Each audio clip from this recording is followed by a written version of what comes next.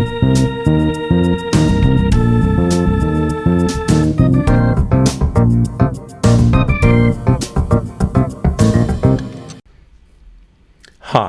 I'm Alex Paulton. I'd like to welcome you to another episode of Talking Timepieces, where we talk about watch collecting and horology. Today, we're going to do another audience watch overview. I wouldn't be bold enough to call it a review because I don't know these watches personally, but we're going to take close-up looks at the nice pictures that Andreas, also known as M. Kohlhaas, sent us with his comments on his collection. So we'll take a look at Andreas's collection, and I'll throw in my 2 cents, and I encourage you to throw in your 2 cents in the comments below. But before we start, please subscribe. It is incredibly important to the channel, and it really, really helps. So let's start without any further ado.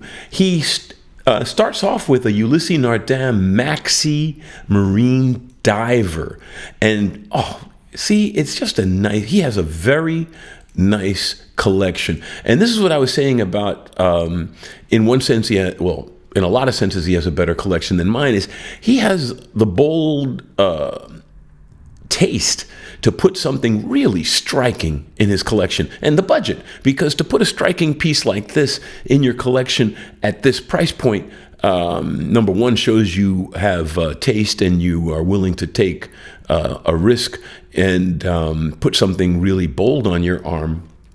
But it also shows in the choice, because Ulysse Nardin is a sleeper. It really is a sleeper. Their watches are as good as anything out there, including, I mean, not everything by the Holy Trinity, but definitely the mainstream offerings of the Holy Trinity, anything in the Ulysse Nardin. And if you look at something like the Ulysse Nardin Freak, there's nothing in the Holy Trinity that would touch the Freak. Maybe not in fit and finish, but in horological significance and horological interest and horological statements, Ulysse Nardin is toe-to-toe with the best out there. So it's a great watch. Kudos, my friend. Let me see what he says about it. It's one of the few watches he bought pre-owned, and it was in new old stock condition from around 2010. Love the marine-themed design. Unfortunately, they discontinued these models. Otherwise, I'd buy other versions as well. Again, Andreas, I envy you for your ability to collect some of these really beautiful pieces. And I'd say about half of my collection is bought used and half was bought new. It all depends on your budget, I guess. And in your case, like I said, you're lucky to have a good budget, which is reflected in your watches. The second one being this Zenith El Primero Defy, another really good-looking watch. Although I am starting to see a theme: bold, striking primary colors, interesting laid-out dial arrays, interesting functionality, beautiful high horology, just really nice watches. And blue and red, so that means that we're going to see some other colors I'm gathering. So you have a really nice assortment. You're going to be set no matter what your wardrobe. And you say about the, Andreas says, is you need to see the color of the wave dial and the bezel in person. It's stunning, rich in details. Yes, and it's got a guilloche pin buckle as well. High horology, indeed. And then he's got a Breitling Avenger, one of 3 Breitlings. And this Avenger, it's got a really nice orange. I would almost call it a pumpkin face with red accents in the dials. Beautiful piece, black case. It's always nice to have a black watch. I keep thinking about getting a black ceramic or a PVD watch for my collection. I'm always worried about a PVD rubbing off, and in the case of the ceramics, the ones I want, like the Dark Side of the Moon, are just a little on the pricey side for at least my budget. But this Breitling is awesome. It's beautiful. Oh, so this is carbon fiber. I'm and he says it's a yellow dial, so I guess it's a, what color dresses it kind of a situation maybe. He enjoys the lightweight material. It's comfortable to wear and highly scratch resistant. It has the B01 movement, and he says iconic Breitling yellow. I guess you could. I think Breitling yellow is a little brighter, but you could make that argument. I mean, I'll give you that because it's your watch, and color and the photography color doesn't necessarily translate well, and it makes you feel like an adventurer. A gorgeous watch like that would make me feel like an adventurer too. That's one of the reasons we wear beautiful watches. Wristwatch check. I'm wearing my Breitling Navitimer on a Milanese. A beautiful, beautiful piece. And so is the Breitling Avenger Hurricane. He also has, and this is what I really envy him for, is a AP Royal Oak Offshore Chrono Panda, which just very striking piece. It really is a striking piece. And again, I can see a flow in your taste, a good striking colors, striking patterns, really beautiful watches. You have very good taste in pieces, my friend. And the AP is one of Andreas's favorite watches and one of the first non-JLC movement offshores, which is an in-house movement with the Depraz. Oh, it's got a Depraz chronograph module, a Depraz Depraz. And now he's got a Longines. I always say Longines makes fantastic pieces, and to find a Longines in a heavy hitter collection like Andreas's is just a underscoring of how cool the Longines is, and Longines makes a really nice date moon phase chrono. It's got a column wheel in it, which is not what you get with a standard 7750 based watch movement, which the Longines are, but they get a column wheel conversion because they're Longines. And this is a beautiful piece. I have the same complications in in a round case, but to have it in this tonneau case, it's a really, really nice presentation. Kudos to your collection, my friend. Again, just nothing but net so far. Really nice pieces. The Tag Heuer. You know what? Actually, so let's see what do you say about the evidence. I almost didn't put down on it. What Andreas said about it. It's his first more expensive mechanical watch. He bought it in 2007, and he'd never give it away. It's still working perfectly without service. And he loved seeing it on Mads Mikkelsen's wrist in James Bond's Casino Royale. But yeah, Longines has got a tremendous legacy, wonderful heritage, and they make some really, really nice watches. And I wish they weren't trapped in their lane at Swatch. I think they could make some really nice pieces if they were given more freedom. He's got a Tag Heuer Carrera 1, ceramic bezel, solid gold lugs. Nice piece. It really, I mean, you can really see a nice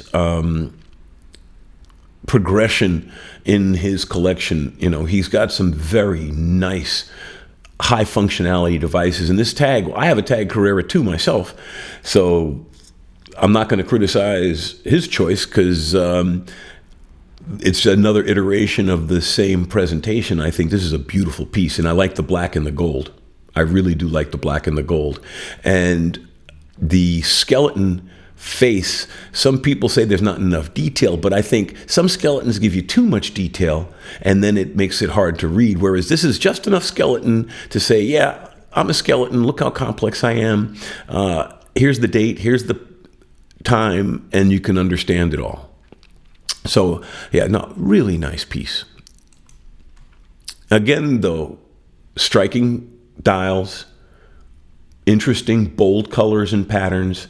Andreas has got a very consistent collection and a taste in his watches, and I have seen no overlap yet in the types of watches he has in his collection. Very, very well curated collection, Andreas. Kudos to you. He's got the Eterna Kontiki Diver. Oh, well, Eterna, a lot of people don't know, Etta came from Eterna. And Eterna, their 5 dots on their logo represent the 5 ball bearings. They were the first to do the ball bearings in and also in a healthy number to make sure that it has a good balance in the rotor weight in automatics. So Eterna has a legitimate place in horological history. And again, nice, clean, sharply defined face, strong, bold faces, really sharp, highly defined features, very strongly featured pieces. I like this Kontiki. In fact, I've never seen this variation before, and I'm looking at it thinking, I wouldn't mind getting something like this myself. Good choice, Andreas. Nice, sharp piece. I like the big, grippy bezel. I like the power reserve on it. I think the yellow is more subdued than the Tudor North Flag, which I like and has a similar presentation, but the yellow is very yellow in the Tudor. But again, photography and colors, we don't know exactly how this yellow comes out. I'd love to know what other people think of the colors on that watch. It's a really beautiful piece, that Eterna. And the Kontiki, I read Kontiki by Thor Heyerdahl when I was still a child. I guess that dates me, but that's okay. I think the gray in my beard does enough of that by itself. And now here's your second Zenith, your pilot. You have a Pilot GMT Red Baron, Manfred von Richthofen. He had 80 kills, by the way, in World War I. I love that. Another black piece, dark gray, gunmetal. I love that aviator presentation, field watch presentation, that military watch presentation. The pusher is very blocky, and just the watch just looks, the big onion crown, the watch just looks functional and ready. I think it would look nice on a bunt strap or a tactical military nylon strap. I think that would make it look even butchier and cool, tactical in that sense. Just a really nice piece. And the push button, the pusher is for the GMT hand. It's the Zenith Elite Caliber. And he says, as a German, I appreciate the German tie-in with the Red Baron.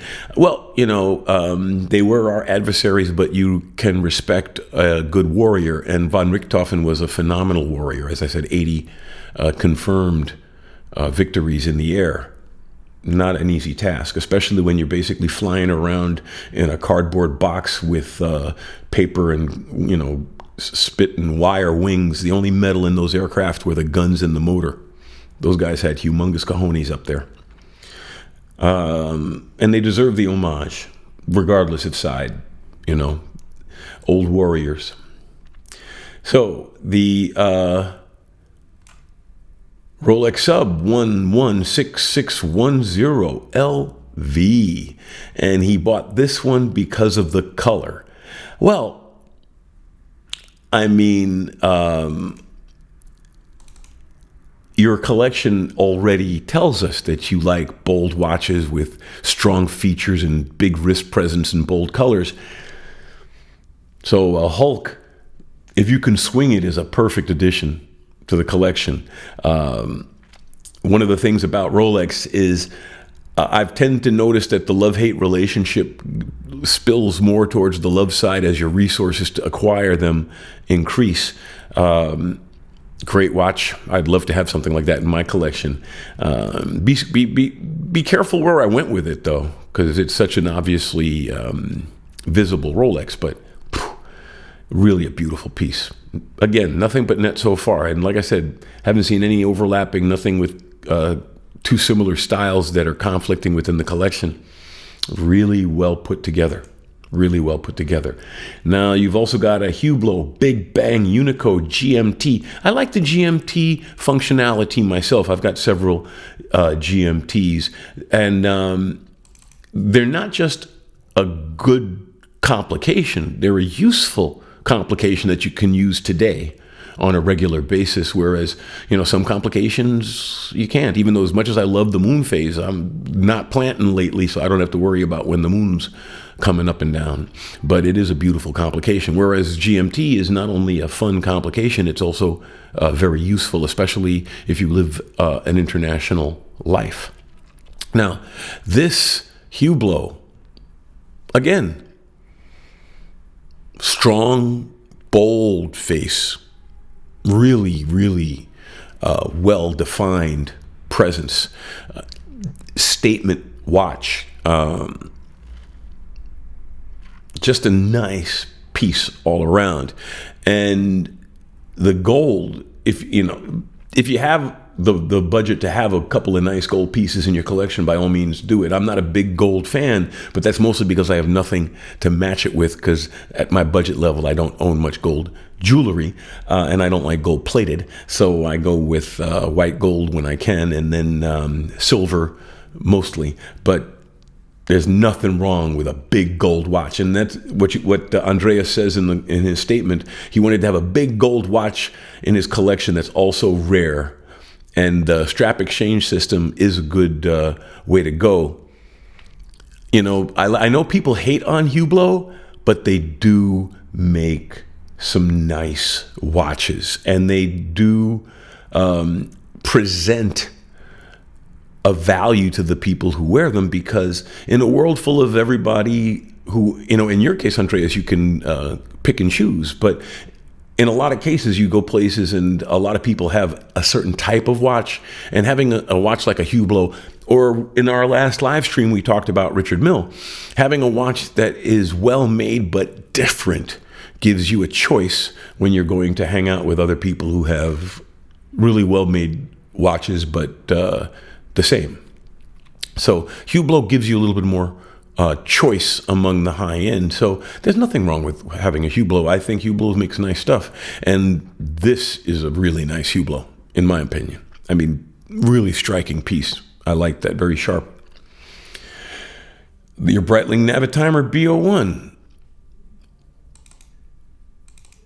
As I said, can't complain about the Navitimer.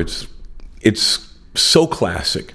And if you know how to do slide rule math, you can calculate your tips easy. I can only multiply and add. I forgot all my slide rule skills, but I know just enough to show people how to do it, so they think I'm Mr. Master on the slide rule.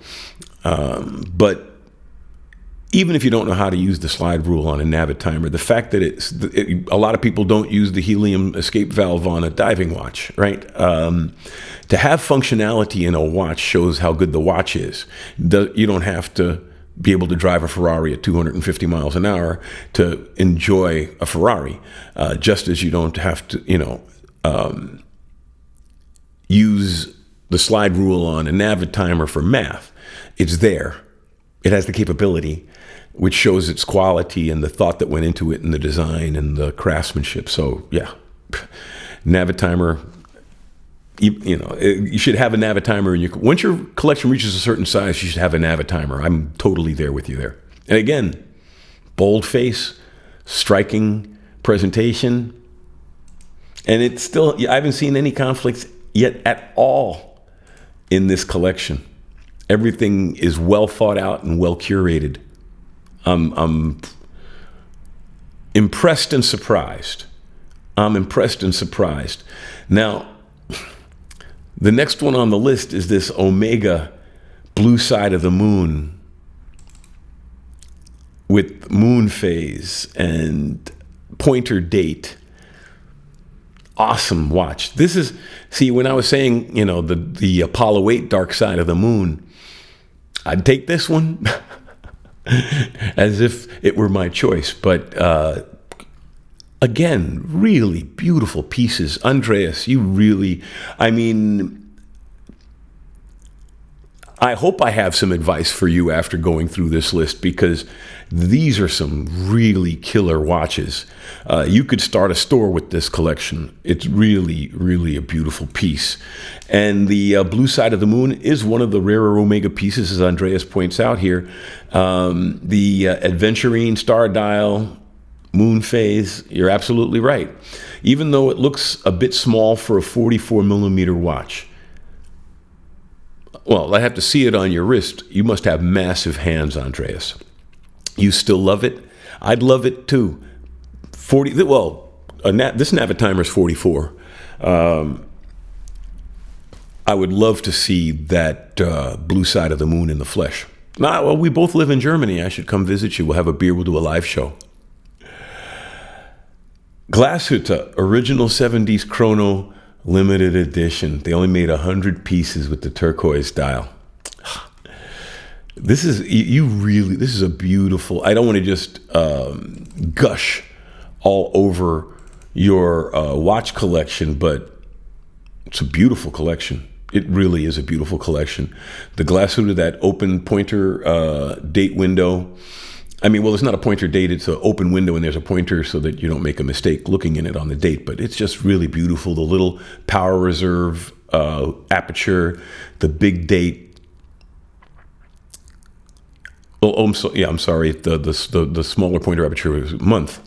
The date, the big date. Just it's a beautiful piece. Beautiful piece. And it is a mesmerizing color. Beautiful complications, and he says he got his hands on one of the last pieces available. He feels very lucky. You should feel lucky. Yes, you should. Roger Dubuis, Excalibur 45. Oh. Again, you have such a nice collection. Another black piece, striking face, interesting presentation. Roger Dubuis is the only watch manufacturer that's allowed to brand every single watch with a Geneva seal. And it has a lovely micro rotor. I mean, look at that. Just gorgeous movement. Roger Dubuis, if you can swing one, that's also another nice company to add to your collection. Nice, nice, nice. I keep my eyes open on Chrono 24 for, one to fall within my striking range. I keep my eyes open. You should, all of you out there, well, like Andreas almost certainly is, but you all should keep Roger Dubuis in your sights as well. They make some, no longer, but make some nice pieces. Breitling Super Ocean. So that's one of your other Breitlings. High endurance level beater. Well, that when you call a Breitling Super Ocean your beater, that tells you the caliber of your general collection, because for a lot of people, that Breitling Super Ocean would be the top, the showcase of their collection. It's a really nice piece. And the fact that you got both the rubber and the leather straps for it are nice. Gives you a lot of flexibility in wearing. You can pretty much wear it anywhere with anything. Just, again, a nice all-around, high-end beater watch. Really sharp, sharp, sharp piece. Nice watch collection. And then, to add insult to injury, only to me, not to you all, I mean to me, because I'm now seeing one of my grail pieces, Rolex Sky Dweller, which just a really gorgeous piece, one of the most complicated watches Rolex has ever made. What can you say about the Sky Dweller? Like I said, I've got a love-hate relationship about Rolex, but I don't have any hate at all for the Sky Dweller. It's worth all the kudos. I don't know if it's worth the aftermarket price, but it's worth everything nice you can say about it, because it really is a lovely watch. Excellent presentation, beautiful piece. And it's one of the latest additions to his collections. He loves it so much, the full gold case oyster bracelet, he doesn't give a damn what others think of him when he wears it. Well, see, and that's it. We were talking about that in one of the other shows. it's a presence thing. It's a presentation thing. It's what you want to be seen with. And if he's comfortable with it, more power to him. It's a beautiful watch. I would get it in steel because I couldn't swing the gold even if I wanted. But that's just a beautiful, striking piece. And again, fits in with his collection aesthetic. And I haven't seen any, conflict within his collection yet. Really well curated collection. A Reverso. Of course he's got a Reverso in his collection. Andreas has got a beautiful JLC Reverso. Display back. You can see the rotor. Gorgeous watch. Just the chrono, it's a classic model. It's got the bigger presentation so you can wear it on a bigger wrist. It's got, I'm a chrono fan myself. I love this piece. I've been looking at pieces like that. That's another one that I keep my eyes open for if I can catch one at a good price. Good for you, Andreas. You've got one. And again, strong presentation, strong wrist presence, beautiful, bold watches with excellent horology and functionality and complications. And again, nothing's conflicting with anything in his collection. He could look at his case and have exactly what he needs for whatever he wants to do. And there's not another watch he's like, oh, maybe that one. All of these watches have their own identities and they fit in their own way in the collection. It's just beautifully done. Frank Mueller. Like I said, he can open a store with this collection. He's got this lovely Frank Mueller. I love that dial.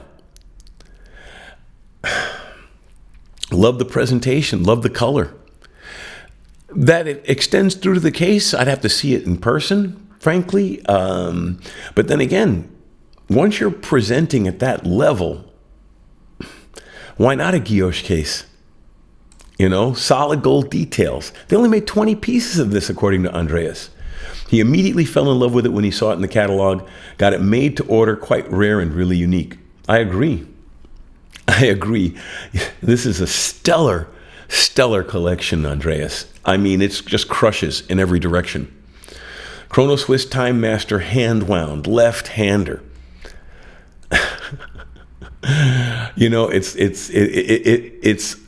It's such a beautiful collection you have here. A Chrono Swiss Time Master, left hand winding. It's not a regulator, which is interesting. When people hear Chrono Swiss, you think regulator. This is just another really clean, strong presentation, bold dial, awesome loom, nice loom, and that display back is just beautiful. That is a really, really nice piece. Again, you really have a well curated collection, Andreas. My hat's off to you, really. And a Chopard super fast chrono flyback. Chopard, another really, really nice company that makes really, really nice watches that are completely underappreciated out there, which is another good excuse to go out and get yourself one, because you can still get yourself a Chopard LUC at a reasonable price. And this Chopard is gorgeous. And again, strong presentation, high wrist presence, striking watch. Fits in with your aesthetic, fits in with your collection, and it doesn't clash with anything you have. Drinking a Monshoff Keller beer today. He has an Armin Strom. He has an Armin Strom manual water limited edition. Wow. Armin Strom makes some nice pieces too. Love the individual overall design, he says. Hand finish and house movement, hand finished engravings. Yeah, Armin Strom makes some really nice stuff. The latest in his collection, he sent it to me literally a couple of days ago, which actually worked out because I would have done this earlier, but we had some trouble with the file download. So we were able to wait until this latest piece came in. Schwartz Etienne Rosewell irreversible, has a micro rotor on the dial, the balance wheel and the micro rotor are on the dial side.